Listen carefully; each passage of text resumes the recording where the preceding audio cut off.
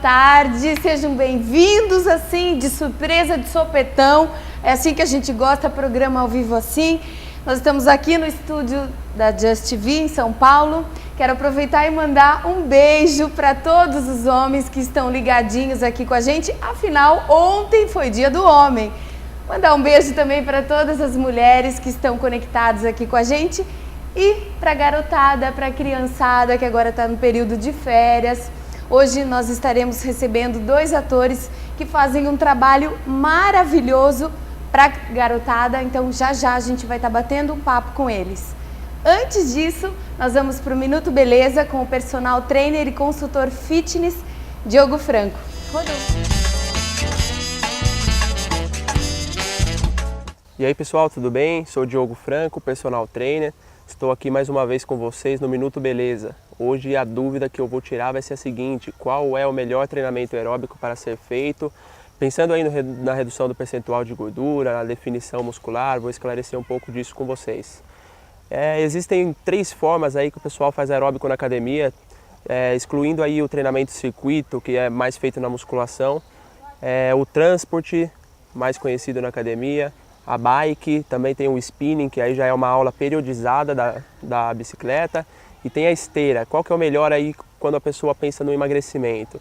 Então legal, pensando em gasto calórico, se você fizer na mesma intensidade ambos, a esteira vai ter um gasto calórico melhor, porque você vai estar movendo o seu corpo o tempo todo, na mesma intensidade com o transporte ou com uma bike, e para você conseguir atingir uma intensidade legal na esteira, vai ser muito mais fácil pela conta do aumento da velocidade da esteira. É difícil você mensurar isso quando você está fazendo o transporte ou quando você está fazendo a bike.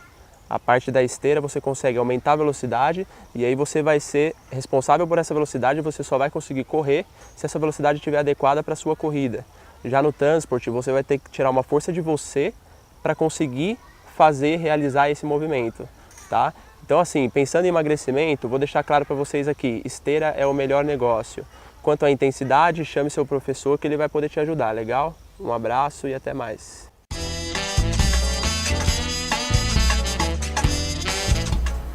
É isso aí, um beijo para você, Diogo Franco, que tem um site incrível que é o www.diadetreino.com.br www.diadetreino.com.br. É só você acessar e vai ver dicas incríveis que tem lá no site. Beijo, Dioguito, obrigada! Bom, e começando agora o nosso programa, os meus convidados são atores e trabalham com teatro infantil e de contação de histórias pelos palcos do Brasil. Eles fazem parte do grupo Mala e Baú. Eu estou com Adriana Napoli e Fabrício Molinagio. Tudo bem? Tudo Boa ótimo. tarde. Boa tarde, sejam bem-vindos. Obrigada. Hein, Adri, aproveitar e mandar um beijo. Você vê que programa ao vivo a gente trava a língua, a gente embola. Mandar um beijo para a querida, uma profissional de primeira linha, que é a doutora Maria Cecília Periotto, que é a nossa fonoaudióloga. É verdade. Que é uma linda, né? Ela que nos apresentou. Exatamente. Né? Então a gente aproveita esse momento e manda um beijo muito carinhoso para ela, que ela é uma fofa. Verdade. Adri, me fala uma coisa. Quando é que surgiu a sua vontade de ser atriz? Nossa, olha, vontade de ser atriz, acho que desde os 9 anos. É mesmo? Desde os 9, porque... Você era uma menina exibida? Uma criança exibida? Eu era assim. Você sabe que desde criança eu já contava história. Eu pegava aquela coleção de esquinho, a minha mãe me comprou, né? E eu colocava a coleção de esquinho e eu decorava e contava depois para minhas primas, para tia, ia no ônibus contando história. Olha só, então foi aí que surgiu esse desejo? Eu já era uma criança exibidinha, né? Mas eu comecei assim a fazer teatro num projeto do Sesc, que chama Projeto Curumim, que eles pegam crianças assim, às vezes desprivilegiada financeiramente, né, agora o meu caso, e dava um curso de teatro. E eu comecei a fazer teatro nessas oficinas do Curumim com 9 anos e segui, né, quando eu cresci me profissionalizei, fiz faculdade e tal, mas comecei aí. E você, Fabrício, como é que a profissão de ator apareceu na sua história? Ah, é uma longa história, na verdade. Bom, na verdade começa porque eu venho da música, né? Paralelo às artes cênicas, eu tenho uma carreira musical. Sim. E eu comecei a cantar, eu tinha 12 anos. E as pessoas diziam que a minha desenvoltura no palco era muito parada, né? Paradão, tal. É. E vai estudar teatro, rapaz. Você precisa ter uma postura mais cênica. Você precisa se soltar. soltar. Você tem que se soltar. Enfim, e aí eu comecei a estudar teatro, eu tinha 12 anos. Daí mais tarde eu me profissionalizei, fiz cursos. E o teatro acabou sendo a minha formação de vida, de estudo, enfim. E essa coisa da contação de histórias também, né? Eu acho que todo contador de histórias traz muito isso da infância, né? Sim. São muitas das minhas memórias de infância, da minha avó, no sítio, contando histórias. Uma professora da 2ª série que me incentivou a literatura, a ler Monteiro Lobato, Pedro Bandeira, tantos outros dramaturgos brasileiros. Enfim, tudo isso foi despertando as coisas, né? E que lá na adolescência, lá na frente deu um boom, assim. E assim. E qual que é a sua maior emoção no seu trabalho de ator? Olha, como eu sempre digo, né? Às vezes nós não temos noção da dimensão da responsabilidade. Muitas das crianças que estão assistindo o Malibaú estão tendo um contato com a arte cênica pela primeira vez na vida. Então é uma responsabilidade exacerbada nossa. E eu já cheguei a ouvir crianças depois que contarem histórias para os outros amigos ou falar para o pai: olha, Fabrício, aquela história que você me contou ontem da Mãe do Ouro, eu contei para minha avó. Então, assim, esse feedback é muito interessante, Poxa. né? Então, essas coisas são muito gratificantes e fazem parte do nosso cotidiano constantemente. E você tem, né, toda essa influência na formação dessa criança, Sim, porque sim, isso ela fica registrado e ela leva para a vida, né? Pra vida, né? Quando eu era criança, eu ouvia músicas nos desenhos infantis, tipo Mozart, no Pica-Pau. E mais tarde, quando eu fui estudar a música, aquele tan, tan, tan, tan, tan, tan, tan, tan, tan, fez sentido para mim. Ficou guardado no meu subconsciente anos, né? E no nosso trabalho com o Malibaú, a gente acredita que essas sementes estão sendo semeadas agora, lá na frente. A colheita vai ser... vai ser imensa. Então, Adri, você estava me falando desse curso que você fez, mas qual é a sua formação acadêmica? Eu fiz a Anhembi Morumbi, né? Me formei em teatro, tanto no bacharelado quanto na licenciatura. Então, tanto que eu acabei de me formar, eu comecei a dar aula. E eu dei aula de educação artística para criança, de teatro também, né? Em escola pública, escola particular. E a partir daí também eu fui pegando mais um vínculo maior também com a criança, né? Porque o professor, ele está em sala de aula diariamente. Claro. Né? Tanto que hoje em dia a gente está dando até uma oficina para educadores de contação de histórias, mas muitas vezes o educador já é um contador de histórias. Ele, em sala de aula, já faz contação com os alunos, já faz parte do dia a dia dele. Poxa, e como é que é esse curso, isso que vocês estão... Para o educador? Isso. Então, porque a gente, além de fazer um trabalho em escola pública, apresentando, a gente também tem essa intenção de formar multiplicadores da área. Né? Não é legal a gente fazer um projeto cultural numa escola que seja pontual. Chegou lá, apresentou, acabou.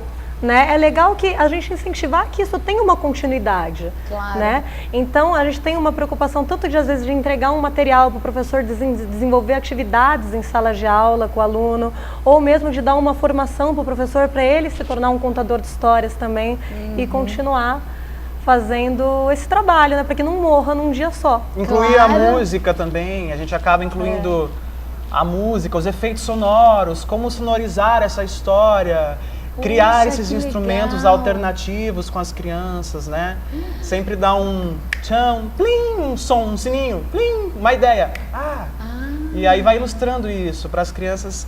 É excepcional, é impressionante. E que tem muita gente que acha também que a música, eu tenho que estudar anos para fazer alguma coisa. E às vezes com uma folha de papel você consegue tirar tanta possibilidade sonora. Claro. né? Você consegue ilustrar a história, às vezes com um copo, com uma garrafa, soprando uma garrafa, e você consegue tirar sons lindos, não é? Um canudinho. Um canudinho, um papel de bala que você sopra, você consegue fazer. Que também, né, é a questão de incentivar a imaginação criativa das crianças, do faz de conta, daquilo de quando nós éramos crianças, de pegar uma toalha e sou Superman, sabe? Que de repente essa era tecnológica vem tirando isso das crianças, essa sensibilidade. Então, eu sinto falta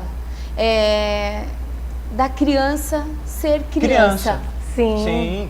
Porque elas estão muito adultas, elas estão crescendo. Elas estão amadurecendo. Racionais, antes muito racionais. A gente sente muito isso nas questões quando, né, elas não acreditam mais, às vezes é chocante, né, devido à realidade ou devido à educação dos pais extremamente racional, essa era tecnológica, os computadores, iPads, iPhones, enfim, que elas crescem nos botões. Exatamente. E essa questão vai se perdendo, isso é muito triste. Então é o nosso trabalho de resgatar. O nosso trabalho também é de resgate, Não, né? É um trabalho lindo, incrível.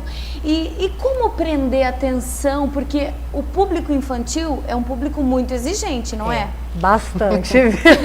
Às vezes mais do que o público adulto. Muito mais. Né? Muito mais, que porque vocês têm aquele feedback assim na hora. Eles, se eles gostaram, vocês estão sabendo, se não gostaram, eles também falam. Sim. É evidente. Na hora. E às vezes você vê que dispersou, né? Eles são muito sinceros, né? O adulto bate palma por educação, a criança não. Né? Exatamente. Então a gente tem que fazer um trabalho com uma qualidade, e não só por isso, mas também porque tudo marca tanto da infância, né? Sim. É tão importante que você forneça uma coisa de qualidade para isso. Eu, por exemplo, eu me lembro de todas as peças que eu assisti na minha infância. Depois de adulta eu não lembro. Eu lembro só das boas mesmo, aquela que eu falei, não, aquela peça me marcou. Sim. Mas de criança eu lembro de todas que eu fui assistir. Coisa, né? Isso o período marca. da formação, né? Tudo ali, né? É aquele momento, né, que muitas delas estão perdendo agora, né? E esse trabalho nosso de resgate, de faz de conta mesmo. E as histórias, elas são coisas que elas estão no dia a dia das pessoas, né? Quantas vezes você não conta uma história para alguém como foi o seu dia, né? E antigamente isso fazia parte do dia a dia das crianças, às vezes com o avô. O avô em casa sentava os netos e contava uma história. Hoje em dia a televisão muitas vezes substituiu, né, essa questão. E a internet. É uma pena e maravilhoso vocês fazendo esse trabalho, porque você chegava num grupo de amigos e falava assim, nossa, tem uma novidade, uma fofoca, uma coisa para te contar. Aí todo mundo, o que... Hoje em dia não. Exatamente. Qualquer coisa já não é mais novidade, porque tá tudo ali. Já tô sabendo, já é velha. Outro dia eu tava no metrô e eu estava observando, sentado, que eu faço muito isso, de ficar observando tudo, né? E tinham cerca de, naquele vagão, umas 30 pessoas, cada uma no seu universo particular, no seu celular. A comunicação, a relação, as pessoas vão se perdendo. Né? Se cada uma no seu infinitinho particular ali, não tem mais, né? O olho no olho. Então, né? Aonde vamos parar? Eu ouvi uma coisa de uma senhora falando que ela tinha que acordar a filha de manhã. Ela mandou uma mensagem no celular. A casa, isso dentro da casa. Como assim? Pois E é engraçado assim, por exemplo, a gente vai também para o interior, né? Às vezes para outros estados, contar a história. E é gritante a diferença da criança de cidade grande, né? Da capital paulista e de uma criança de interior, né? Que nem eu conto uma história que é sobre uma menina que observava as nuvens. E antes de contar a história, eu pergunto, vocês já observaram as nuvens? E aqui na capital é o único lugar que tem criança às vezes que fala não, nunca olhei as nuvens. Estrelas, tem crianças que não param para ver. Pôr do sol, estrelas, ver, interior todo. Tudo bem que na cidade grande se existe uma poluição visual, mas é criança e tem que usar a imaginação. Sim, mas é isso que eu fico pensando, né? Essa criança, às vezes, ela é uma criança de apartamento mesmo, que fica só na televisão, na jaula, né? No videogame. Na televisão, no videogame. E não sai, às vezes, por um parque para olhar o céu, né? Ela tá desligada da natureza. Eu já dei aula para criança que elas acreditavam que o leite vinha da caixa de leite. Ela não tinha noção né? De todo... Então, enfim, né? O que acontece? O que é essa geração? Né? Eles não têm contato mais com... Então é triste, definitivamente. Muito. É triste. E, Adri, a sua experiência profissional, você já fez teatro convencional? Com adultos, você está Sim. perguntando? Sim, já fiz bastante. Eu fazia, inclusive, muita tragédia grega, essas coisas. É? Eu fiz parte de um grupo que chamava Arte em Cena, do Paineiras, que fazia muito teatrão, né, desses. E depois eu me incentivei muito a ir para esse lado da criança mesmo. Isso me marca muito, mexe comigo. Eu acho que para você se dedicar a alguma coisa a sua vida toda, isso tem que mexer com você. Claro. Né? E a criança, ela é uma coisa que me toca. O tempo inteiro eu estou aprendendo com ela também. Eu não me coloco também como uma pessoa que estou aqui para passar informação. Eu também estou aprendendo o tempo inteiro. Tem crianças que elas são extremamente poéticas. Teve uma vez que eu cheguei para uma criança e perguntei, qual é a sua cor preferida? E ela falou pra mim, sabe, tia, eu sou uma criança muito sortuda, porque eu não tenho uma cor preferida, eu consigo gostar de todas. Nossa, Não é uma poética, né? Demais! Poético. Temos vários presentes, assim. É. E surpreendente, né? Porque você muitas vezes não espera uma resposta desse Não tipo. dá para subestimar a inteligência deles. Houve uma ocasião também que eu estava falando de música e os meninos me acompanhavam com efeitos sonoros, era um jogo de emoções e eu falava, que som remete isso? O que remete isso vocês, né? O que vocês sentem quando vocês ouvem isso? E era uma música de um suspense, de um faroeste, uma criança falou, esse é o som da maldade. Então, assim, são presentes do cotidiano, o som da maldade, a sensibilidade da criança. Claro. Né? Ao som da maldade. A maldade tem um som. E o Vale Baú, a gente pensou muito com isso mesmo, que é dialogar com a criança, né? O primeiro texto, assim, quando a gente resolveu montar um espetáculo, você tem que escolher muito bem, né? O que você quer falar para a criança, né? Porque cada texto está passando uma mensagem, subliminar ou não, né? Tem uma mensagem ali. Então, o que você quer dizer para esse público? E eu li várias coisas, não me bateu ainda. E daí eu resolvi escrever, né? Um texto que eu achava que abria um diálogo. Sim. Que a gente costuma dizer, né? A vida da criança é muito fácil, mas às vezes não é. Às vezes ela só tem mais bom humor do que a gente para encarar o dia a dia dela, né? Mas ela também tem dificuldades. Imagina, ela aprende a andar, ela aprende a comer, aprende a ir no banheiro ela sozinha. amadurece na marra. A falar. Né? A falar. Tudo isso deve ser dificílimo, mas né, a gente não tem muito esse registro, né? Sim. Então, ela tem as dificuldades também. Tem tantos educadores nas escolas que às vezes tem certos dedos para lidar com assuntos que falam, isso é muito pesado para lidar com criança. Né? Mas às vezes a criança está numa realidade pesada. Às vezes ela tem um avô que morreu e ela quer dialogar sobre a morte. Ela quer conversar. O que é a morte? Né? Às vezes, não vamos falar sobre drogas, mas às vezes ela tem um pai que usa drogas em casa. Né? E ela quer falar sobre isso. É uma coisa que tá dando conflito nela. Então, quando a gente começou a fazer essas peças e tal, foi com esse objetivo também de abrir um diálogo com a criança, né? De tocar em temas assim importantes, né? O respeito ao próximo. Trabalhamos muito com a cultura popular, né? Então, tem um chapéu que a gente usa que ele tem velas, porque é inspirado, né, nas procissões, né? E que muita criança olhava e falava, é macumba no chapéu? Ele fala, não, é cultura popular, né? Isso vem da nossa cultura brasileira, tem muitos lugares que tem isso, tal. Então isso é muito importante, trazer outras culturas para ela também, né? Para ver como elas se localizam, como elas se veem, como... Sim, na hora da escolha dos contos, Claro. O processo criativo é muito interessante, porque nós nos sentamos, escolhemos as 3 histórias, cada um, e vamos ler.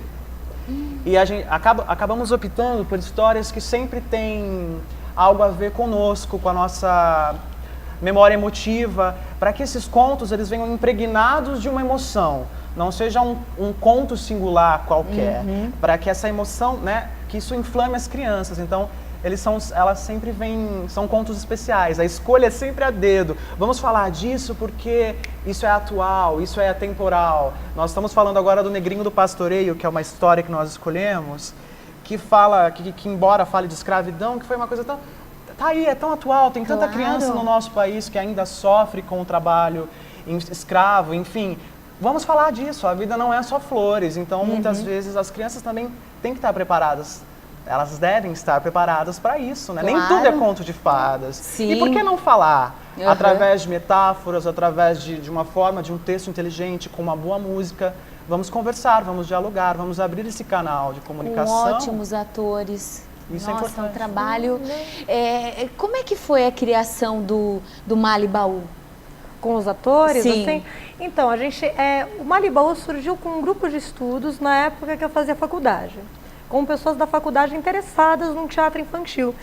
Eu tive um professor que Então ele foi incentivou... esse grupo da faculdade que teve a ideia de criar o Mali Baú? Foi, a gente criou, né, na época, esse grupo, né, através desse grupo de estudos, um grupo que pesquisasse mesmo o teatro infantil, né, quais as necessidades da criança de falar, o que ela tá, na atualidade, né, o que tá pegando, a criança contemporânea mesmo, né. Sim.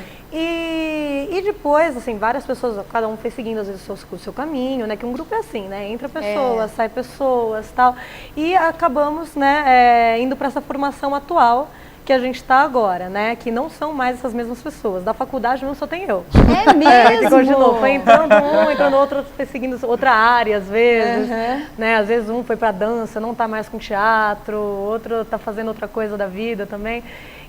Mas continuou assim, com o teatro infantil, firmemente fui eu. Só você. Vocês E são em fomos 3. entrando. Somos em 3. Inclusive, enquanto você vai contando pra gente, eu vou pedir pro Nil colocar as imagens, as fotos lindas do grupo Mali Baú, por favor.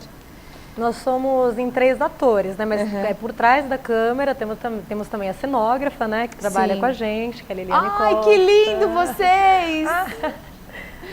Desculpa, Adri, me empolguei aqui. Que legal. Você vê, o nosso lado infantil aflora sempre. A gente sempre faz tudo com música ao vivo, assim, principalmente porque a gente também vai em pátio de escola, em biblioteca, a gente não depende do teatro, um teatrão, né? Palco italiano, com a criança sentadinha na plateia, a gente no palco. A gente vai para onde tiver, né? A questão espaço. é exatamente essa. Sim. Levar a arte para as pessoas nos definidos lugares, né? Sim.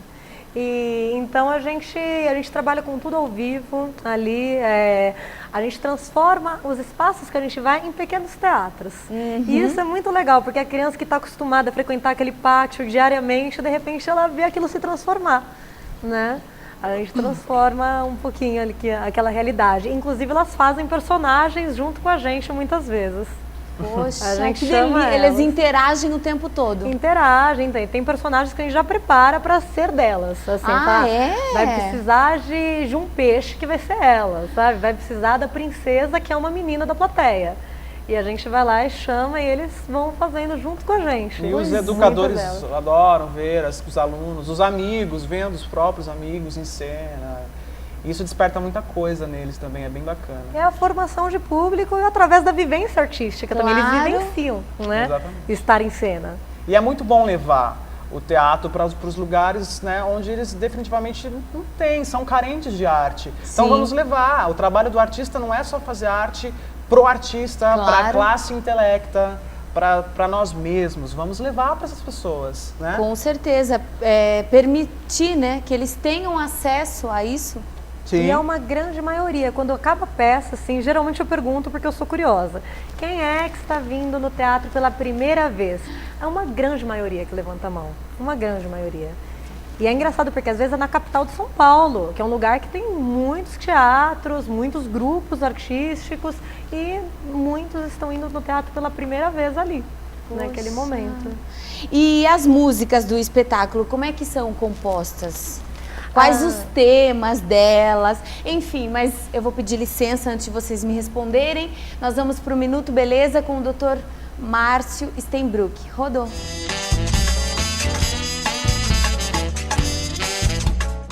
Olá, eu sou o Dr. Márcio Steinbruck, cirurgião vascular. As varizes, elas são uma doença que fazem com que a veia se dilate. Portanto, infelizmente, não existe nenhum remédio que faça com que essa veia volte ao normal. Ela se dilata porque arrebenta o elástico da sua parede. Então ela se dilata, ela fica como aquela calça que o elástico arrebentou, não volta mais. Como não dá para trocar o elástico, não tem como a veia voltar ao normal. Portanto, o único e exclusivo tratamento para as varizes, infelizmente, é o cirúrgico. Porém, eu digo infelizmente, mas felizmente, hoje em dia as técnicas são tão modernas que se fazem cirurgias de varizes sem nenhum corte. Se fazem pequenos furinhos com uma agulha especial e com uma agulhinha de crochê elas são retiradas. Não se fazem cortes, não se dá pontos, a recuperação é muito rápida e não sou médico mentiroso, é indolor o tratamento. Com isso, o máximo que acontece é a formação de alguns hematomas que somem em alguns dias. Portanto, não existe mais desculpa hoje para ter medo do tratamento. Esqueça o que a vovó, a titia fez há muitos anos atrás. Tá? Se você tem varizes, procure o seu médico, porque a tecnologia hoje ajuda e muito. Qualquer dúvida a mais, www.livredevarizes.com e até a próxima. É isso aí, um beijo carinhoso para você, Dr. Márcio Steinbruck.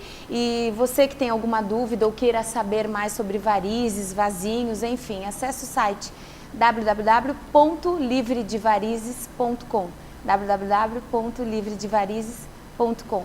Um beijo, Dr. Márcio, muito obrigada. Continuando aqui o nosso bate-papo delicioso com a atriz Adriana e com o ator Fabrício, eu deixei uma pergunta que é como é que as músicas são compostas? Sim. Como é que é o processo?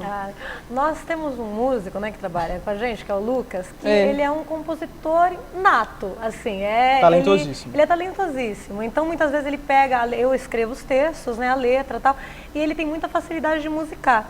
E ele também tem uma formação em música popular, né? E ele faz tudo com essa base brasileira mesmo. Cocos, jongos, cirandas, tudo enraizado na nossa cultura. Sim. Né? Que já é uma característica do grupo, de trabalhar isso. É a base da nossa pesquisa mesmo. É né? a nossa pesquisa. Então, muitas vezes a gente trabalha com músicas que são compostas assim, com isso mesmo, né, com essa base, e também com coisas que tenham a ver com o tema que a gente está trabalhando. Né? Às vezes a gente fala aqui, né, a gente está agora montando uma que é sobre mitologia grega. Então ele está pesquisando como é que é a música grega para fazer com essa base também. Olha! Vai trazer essa musicalidade com uma fidelidade, né? Sim. Então, E é muito interessante. quando né? a gente faz tanto os nossos textos que são, né, com essa base brasileira, folclore, daí a gente faz, né, com nossa cultura mesmo brasileira. Nesse caso a gente está montando agora Eros e Psique, que é da mitologia grega, e ele está fazendo essa pesquisa e compondo com essa base, né, Ai, que musicalidade lindo! Então mitologia. vem coisa interessantíssima e rica vem por aí. sim. Bom, o primeiro espetáculo do Malibaú foi o Colecionador de Histórias. Depois veio os Mistérios Mistérios do Rio. e o Menino dos Olhos d'Água. Isso. O que cada um tem de especial? Olha, eu acho que assim, todos eles dialogam diretamente com questões internas, com autoconhecimento, que nem o Colecionador de Histórias, ele fala muito da questão do tempo, da transitoriedade, da morte, de morrer de repente um avô da criança que faz, né, essa história. O Mistérios do Rio, ele fala sobre o respeito ao próximo, sobre essas questões como bullying mesmo, de pessoas que tiram sarro de um amigo, uma pessoa, por exemplo, lá a gente tem uma sereia que ela não tem pernas, mas ela quer dançar. E por que ela não pode dançar? Né? Hoje em dia a gente tem time de basquete de cadeirante, não é verdade? Sim. Então por que uma pessoa não pode ser incluída? Né? E o Menino dos Olhos d'Água, que é a nossa última montagem, que fala sobre essa questão do autoconhecimento mesmo, que é um mergulho que através dos livros esse menino conhece um peixe que pede para mergulhar nos olhos dele. E através dessa viagem interna ele vai conhecer as coisas que se passam, os personagens que estão também morando dentro desse menino. Poxa, que lindo, hein? É super subjetivo, mas é lindo demais. É lindo. É emocionante e ver como as crianças entendem, captam a mensagem, as metáforas Claro. todas. E depois elas vêm conversar. É legal, bem legal. E tem agora esse nosso último trabalho que estamos circulando, né, nas escolas de Pirituba e Jaraguá, através do Programa de Valorização de Iniciativas Culturais da Prefeitura de São Paulo, que é com contações de história, mas daí são contos literários mesmo, não são contos nossos, né, não são escritas, né, pelo grupo. Daí são contos de livros, né, como ele disse, o Negrinho do Pastoreio, né, o Eros e Psique, que é da mitologia grega. Então, esses já são coisas mais literárias mesmo. Bom, o público-alvo do grupo Mala e Baú é a criança. É verdade que quando você agrada a criança, o sucesso realmente está acontecendo? Olha, eu costumo acreditar num teatro para todas as idades. Porque a gente não pode descartar que quando tem uma peça infantil, 50% do público é de adulto, porque é o pai e a mãe que vai levar, né, às vezes. Então, agrada a todas as idades, não só a criança, como o adulto também sai muito feliz, né? A gente tem que pensar nisso também, né? Com certeza. Dialogar de qualquer com forma, criança está em todo mundo, né? E eu acredito assim também, que o ator que faz bem para a criança, ele é versátil o suficiente para fazer para qualquer público, já que a criança é o mais difícil de atingir com verdade, né? Ela te exige prontidão. Ela te exige muito. A qualquer momento ela pode fazer uma pergunta para você e você... E aí? E com tanto trabalho, viajando, enfim, como é que fica a vida pessoal de vocês? Caótica. Caótica. Olha, umas semanas atrás eu não estava dormindo, Adri. Não estava dormindo. O Fabrício chegava às vezes em casa para ensaiar, eu estava com uma olheira aqui. E no texto, 1000 editais, lendo 1000 edital, porque é tudo a ensaios. gente também, né? Ao mesmo tempo que a gente é ator, eu faço a produção do grupo, eu vendo o espetáculo. Então eu sou tudo eu. E o marketing, vamos fazendo. O Lucas que compõe e também é músico em cena. E Nós caótico. às vezes dividimos as funções. Olha, eu vou cuidar dessa parte da documentação. Dri, segura, manda o projeto, vai. Luca tá fazendo a música. E fora as nossas carreiras paralelas, né? A Adriana também é atriz. Eu canto na noite, o Lucas vai fazer e a gente vai. E as redes sociais, é importante para a divulgação do trabalho de vocês? Muito Internet, né? Auxilia. Facebook, Twitter, Várias Instagram, pessoas... inclusive tá até no GC com a página oficial do grupo Mala e Baú. Sim, e várias vezes tem pessoas que encontram a gente por essas redes, né? Pelo nosso blog ou pela página no Facebook, que encontra e manda ali um inbox, olha, quero saber mais do trabalho de vocês, como é que é a contação de histórias. Tem escolas particulares, né, que procuram para trazer para suas escolas, né? Como é que é para levar esse grupo para minha escola? Às vezes acha a gente por aí, pelas redes sociais. Ai, vocês querem deixar uma mensagem para os nossos internautas? Faço blog. O nosso blog, né? Que tá até na tela, isso, já aí. Então, procure a gente por lá, né? Pelo nosso blog. E para as pessoas que trabalham com criança já, né? Não deixar de acreditar na capacidade de cada um, né? Que um dia todos nós também já fomos crianças. E se a gente parar para ver a nossa história, né? A gente vai ver que muita coisa marcou e muita coisa do que a gente é hoje em dia dependeu do que a gente passou lá atrás, não é? Ai, olha, eu quero agradecer demais a presença de vocês, parabenizar pelo trabalho, desejar mais sucesso. Obrigada. E as portas estão sempre abertas, viu? Muito obrigada, Obrigado. a gente adorou estar aqui, o seu programa é lindo. Ai, Muito muito, obrigado. muito obrigada, viu? Obrigadão. Voltem mais vezes para contar histórias pra gente. Isso, essas histórias pra contar. Eu quero agradecer você pelo carinho, pela companhia. A semana que vem nós temos um encontro marcado aqui na Just TV às 5 da tarde. Um beijo, fiquem com Deus e até nosso próximo encontro.